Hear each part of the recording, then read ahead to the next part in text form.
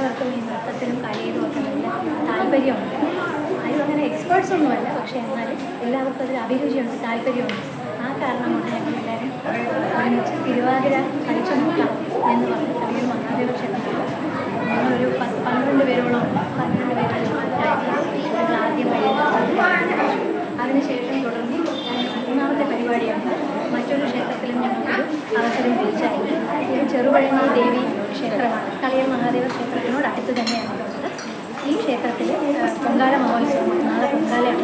അതിനോടനുബന്ധിച്ച് ഉത്സവവേളയിൽ സാംസ്കാരിക പ്രകടനങ്ങളുണ്ട്. അതിൽ ഞങ്ങളുടെ ഈ പ്രകടനത്തിനും ഞങ്ങളുടെ ഈ തിരുവാതിര കളിക്കുമ്പോൾ ക്ഷേത്രപരമായ ഒരു അവസരം ലഭിക്കുന്നു. അങ്ങനെ ഞങ്ങളുടെ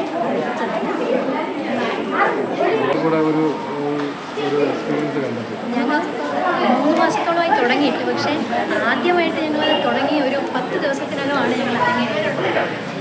മഹാദേവ ക്ഷേത്രത്തിൽ ഉത്സവത്തിന് അവർ നോട്ടീസ് അടിക്കാൻ വേണ്ടിയിട്ട് എന്തൊക്കെ പ്രോഗ്രാംസ് ഉണ്ട് എന്ന് അന്വേഷിച്ചു. ഞങ്ങൾ ചെയ്യട്ടെ, ഞങ്ങൾക്കൊരു അവസരം തരുമോ എന്ന് ചോദിച്ചു. അപ്പോൾ ആ സമയത്താണ് ഞങ്ങൾ പൊങ്കാലത്തിന് ശേഷമാണ് ഞങ്ങൾ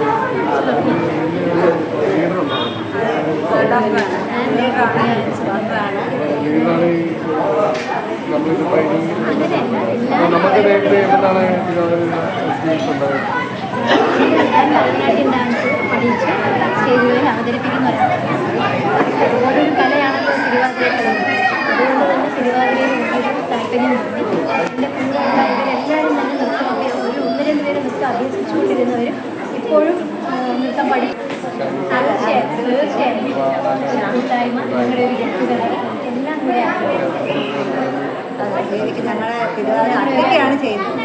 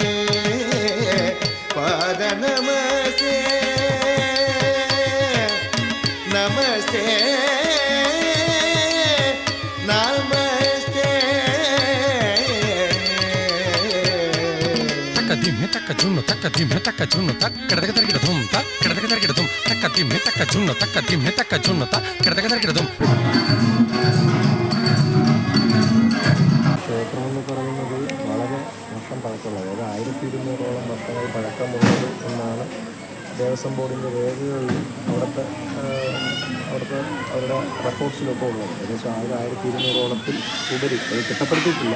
1200 വർഷത്തെ പഴക്കമുള്ള പ്രതിഷ്ഠയാണ് തിരുവനന്തപുരം. അപ്പം നിലവിലിപ്പോഴത്തെ പൂജയും വെച്ചാരാധനയും പറയുന്നത് വനദുർഗയാണ് മൂലപ്രതിഷ്ഠ.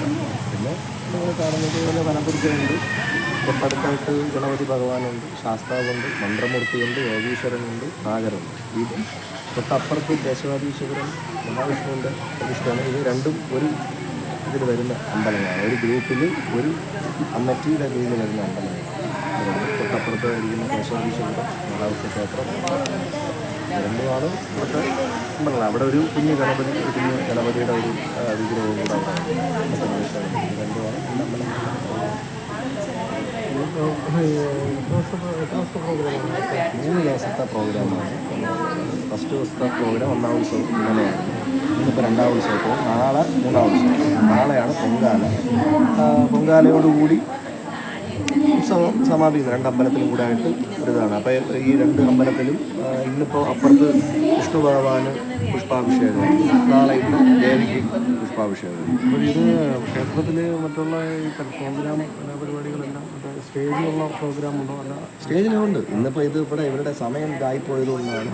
അപ്പോൾ ഇന്നലെ തന്നെ ഫസ്റ്റ് ദിവസം ഫസ്റ്റ് പ്രോഗ്രാം തിരുവാതിര ഉണ്ടായിരുന്നു. അതിന് മുമ്പ് ഒരു സാംസ്കാരിക സമ്മേളനം പോലെ ശങ്കർ രാമകൃഷ്ണൻ ഉണ്ടല്ലോ, നമ്മുടെ സ്പിരിറ്റ് സിനിമയുടെയൊക്കെ അഭിനയിച്ചത് പുള്ളിയാണ് ഇതിൻ്റെ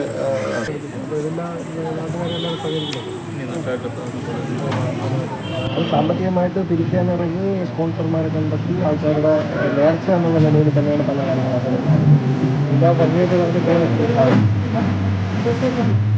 ക്ഷേത്രത്തിന്റെ ജനത്തോടുള്ള അംഗീകാരമുള്ള സമിതിയാണ് നടക്കുന്നത്. ഇപ്പം നമ്മൾ ഇതിൻ്റെ കമ്മിറ്റി ഇപ്പോൾ എല്ലാ അതെ അതെ നാട്ടുകാരെങ്കിലും തെരഞ്ഞെടുക്കപ്പെട്ട കാര്യങ്ങൾ തെരഞ്ഞെടുപ്പത്തിലുണ്ട്. അത്